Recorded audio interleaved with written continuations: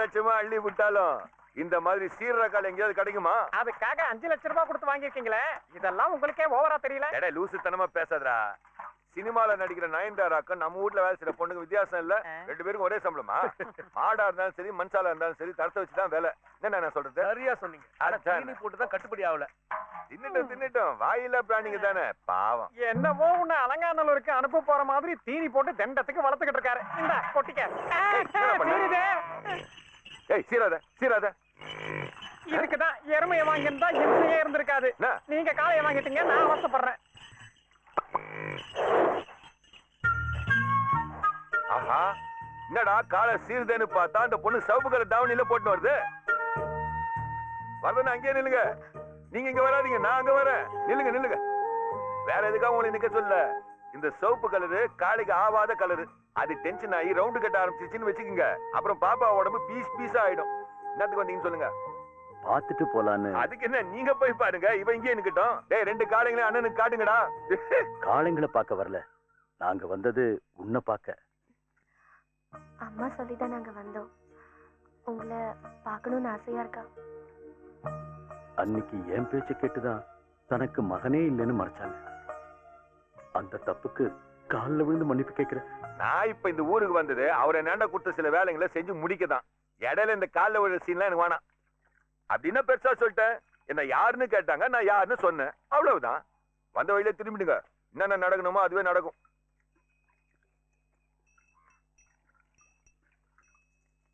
ஏ குட்டி, இங்க வா, கொஞ்சம் பேசுவோம்.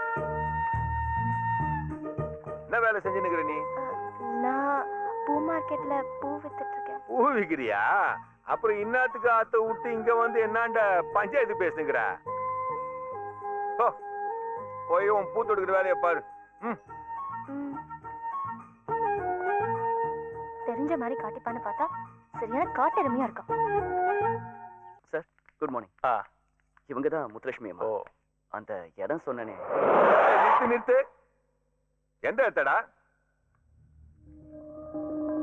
என்னடா உனக்கு அந்த வாத்தியார் வேலை போயிடுச்சுனதும் இங்க புரோக்கர் வேலை ஆரம்பிச்சியா? இது எங்க அம்மாவுக்கு எங்க அப்பா கொடுத்த ப்ராப்பர்ட்டி. ஏய் ப்ராப்பர்ட்டியா? ப்ராப்பர்ட்டி, சொத்து. இருட்டு அதுக்காக நாங்க ஏதோ பண்றோம், நீ தலையிட வேண்டாம். யார் தலையிட்டாங்கன்னு இப்படி டென்ஷன் ஆகி சவுண்ட் விடுற? இது நான் எடுத்த முடிவு. என் பேர்ல உள்ளத நான் என் பிள்ளைங்களுக்காக விக்கிறேன். இதுல தலையிடுற அதிகாரமோ உரிமையோ உனக்கு கிடையாது. சார் புரியுற மாதிரி உங்களுக்கு எடுத்து சொல்லுங்க. நீங்க பேசுறதெல்லாம் சரிதான். ஆனா நீங்க விக்க நினைக்கிற இந்த ப்ராப்பர்ட்டியோட தாய் பத்திரத்துல இந்த சொத்தை ஆண்டு அனுபவிக்க உயில் எழுதின ராஜரத்னம் பிள்ளைக்கு முழு உரிமை இருக்குன்னு தெளிவா எழுதிருக்கு. அச்சாருல ராஜி என்ன எடுத்துக்காட்டு. இதான் அந்த பத்திரத்தோட ஜெராக்ஸ். இதுல ரெட் இங்க்ல கோடு போட்டிருக்கிறது தான் சார் இப்ப உங்ககிட்ட சொன்னது. நீங்க விக்கிறதுனா வித்துக்கலாம். ப்ராப்பர்ட்டியை வாங்குறவங்க அதை அனுபவிக்க கொஞ்சம் கஷ்டப்படணும். 25 வருஷத்துக்கு சொத்துக்களுக்கும் வருமானங்களுக்கும் பவர் ஆஃப் அட்டார்னி இவர் பேர்ல இருக்கிறதுனால டிஎன் சிவில் கோர்ட்ல ஒரு இன்ஜெக்ஷன் சூட் ஃபைல் பண்ணா மினிமம் ஒரு 6-7 வருஷங்களாவது எடுக்கும் இந்த சொத்தை நீங்க அனுபவிக்கிறதுக்கு. கேட்டீங்கல்ல, இன்ஜெக்ஷன். இப்ப இந்த இன்ஜெக்ஷனை கையில குத்துவோம், 6-7 வருஷம் கழிச்சு பின்னாடி குத்துவோம். ரெடியா? வேலாயுதம் கொஞ்சம் வரியா? என்ன சார்? சாகடிச்சிருவோம். ஒண்ணு மட்டும் சொல்றேன், எத்தனையோ சப்ப இடங்கள 1C 2Cன்னு வித்தேன். இன்னைக்கு இந்த ஃபீல்ட்ல இருந்து டிசி வாங்கிக்கிறேன். கேட்டீங்களா? வேலை எதுவும் பானான்னு கேண்டுங்கண்ணா இப்ப என்ன செய்தாக்குறீங்க? விக்கிறீங்களா விட்டுறீங்களா? வருத காணா? ஏதோ கோயிலுக்கு போற மாதிரி குடும்பத்தோட எல்லாம் கிளம்பி வந்துட்டீங்க. வெறுங்கையோட போனா அது உங்களுக்கு நல்லா இருக்காது. எடுபடி அந்த பத்தத்தை நட கூட இது அடமானமா வச்சுக்கிட்டு ஒரு 10-15 தரேன், வேணா செலவுக்கு வச்சுக்கோங்க. எவனுக்குடா வேணும்? அந்த அளவுக்கு நாங்க தரங்கிட்டு போல. எல்லாரும் எப்படியோ ஒரு கூட்டணி சேர்ந்துட்டீங்க. போஸ்ல ஒரு குரூப் போட்டோ எடுத்துட்டு போங்க. எடுத்தா என்ன செய்வாங்க? முத்தத்துல வைப்பாங்க. என்னது? அதான் நடு வீட்டுலன்னு சொன்னேன்.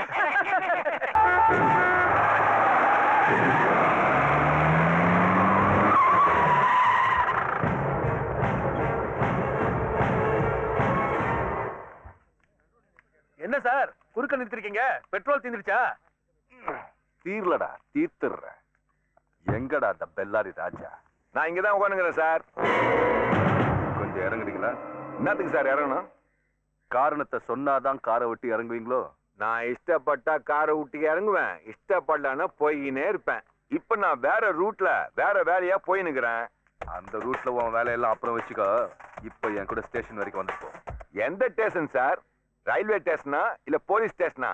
இல்ல, ரேடியோ ஸ்டேஷன். பட்டாங் இறங்கடா. சார் ரொம்ப டென்ஷன் ஆகுறீங்க.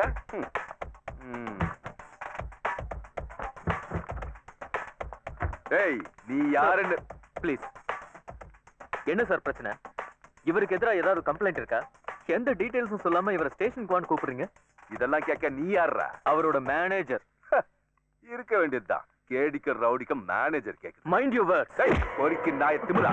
போலீஸ்காரங்கிட்ட கண்டிட்டு பேசுற? ஐயா அடிக்காதீங்க சார், அடிக்காதீங்க சார். அவன் உங்களுக்கு இங்கிலீஷ் தெரியும் நினைச்சு ஏதோ இங்கிலீஷ்ல பேசிட்டான். நான் கண்டிக்கல சார். ஏடா படிக்காதவன்ட்ட இங்கிலீஷ்ல பேசாதுன்னு எத்தனை தப்பா சொல்லிக்கிறேன். நீ ஃபர்ஸ்ட் ஸ்டாண்டர்ட் திமிர்ல ஓவரா ஆடுற. போ போ போ போடா. சின்ன பையன் விடு சார். அண்ணா என்ன ஒரு 500 ரூபாய் தள்ளு. எதுக்கு?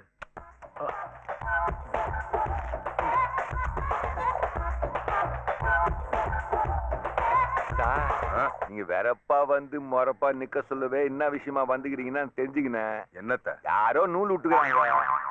விட்டது யாரா இருந்தாலும் உடனே டீல் போட்டுருவோம். இது எங்க மாட்டு வியாபாரிகளோட ஸ்டைலு. கப்புன்னு துண்டுக்குள்ள கை விட்டுருங்க. கெட்டியா பிடிச்சுக்கத. 500 ரூபாய்க்குதே. டேய், முன்னாடி எனக்கு லஞ்சம் கொடுக்க விட பாக்குறேன். ஒண்ணு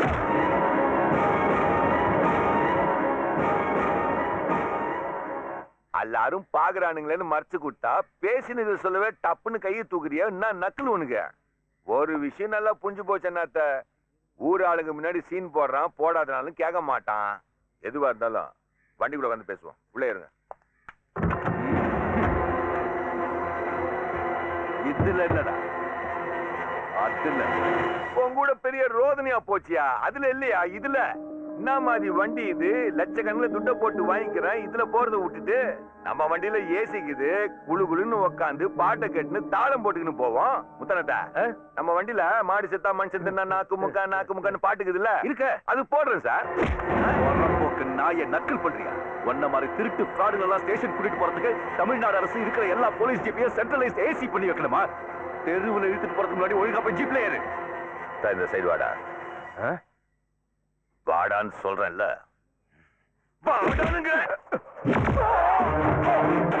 எல்லாரும் பாக்குறானுங்களே அடக்கி பாசின்னு நினைச்சா வாரண்ட் இல்லாமலே ஓம் போலீஸ் ஜீப்ல என்ன ஏத்தின்னு போலான்னு பாக்குறியா? நீ என்னன்னு இந்த பருப்புல வேகாத. நான் உன் கூட வரணும்னு நினைச்சேன்னா நீ வாரண்ட வாங்கிக்கணும். என் வீட்டு வாசல 10 தடவை ஏறி இறங்கணும். அப்பவே சொன்னேன்ல என் ரூட்டை வேறன்னு.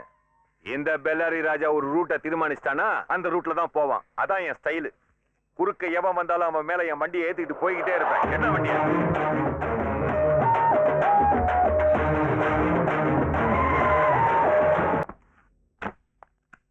அதுல மொத்தம் எத்தனை லட்சம் இருக்குதுப்பா? 57,62,312. அப்ப வருமானம் எல்லாம் நல்லபடியா தான் வந்துருக்குதுன்னு சொல்லு கணக்கு பிள்ளை. உண்மையா சொல்லணும்னா முதலாளி இருந்தப்ப கூட இவ்வளவு வருமானம் வந்ததில்ல. திருவேங்கடம் குரூப்ல இது புது ரெக்கார்டு. அசத்திட்டீங்க. அப்ப நம்ம அண்ணன் கரெக்டா நடக்கிறவர்னு உங்க எல்லாருக்கும் புரியுது இல்ல? புரியாமலா? ராஜகண்ண இவரை கூட்டிக்கிட்டு பேங்க்ல போய் இந்த பணத்தெல்லாம் போட்டு வந்துரு. சீக்கிரம் போங்க. அதெல்லாம் அவசியம் இல்ல. பேங்க்ல போடுறேன்னு சொல்லி எல்லாத்தையும் வீட்டு பீரோல அடுக்கி வச்சது போதும். இந்த வச்சு பாரு. வக்கீலு, இவன் படிப்பறிவில்லாதவன். அதனால பச்சை தமிழ்ல புரியுற மாதிரி எடுத்து சொல்லுங்க. மிஸ்டர் மாணிக்கத்துக்கு உயில்படி கிடைச்ச அதிகாரங்களையும் உரிமைகளையும் விசாரணை முடிகிற வரை தற்காலிகமா நிறுத்தி வைக்கிறதுக்கான கோர்ட் ஆர்டர் தான் இது.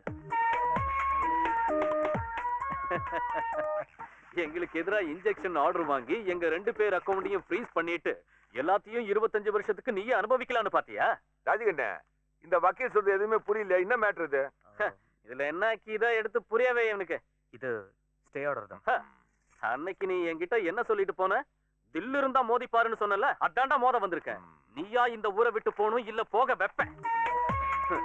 என் அப்பனை ஏமாத்தி என்னைக்கு நீ வளர்ப்பு மகனா எங்க வீட்டுக்குள்ள நுழைஞ்சியோ அன்னைக்கே உன்னை தோக்கடிக்கணுங்கிற வெறி எனக்குள்ள ஆழ பதிஞ்சிருச்சு. ராஜரத்னத்தோட சொத்துக்களை அவரோட சொந்த ரத்தத்துல பிறந்தவங்க மட்டும்தான் அனுபவிக்கணும். அது நாங்க 2 பேரும் தான். இவன் என் கூட பிறந்தவன். நாங்க ஒரே ரத்தம். எல்லாத்தையும் அனுபவிக்க நாங்க இருக்கோம். நீ நடைய கட்டு. ஹலோ, நாங்க இதை எல்லாத்தையும் விட்டுட்டு போகணும்னு இந்த பேப்பர்ல எதுவும் இல்ல. ஹை கோர்ட்ல ஒரு கவுண்டர் அஃபிடவிட் ஃபைல் பண்ணா எல்லாம் முறையா நடக்கும். எதுவும் முடியாது. நடக்கட்டும்.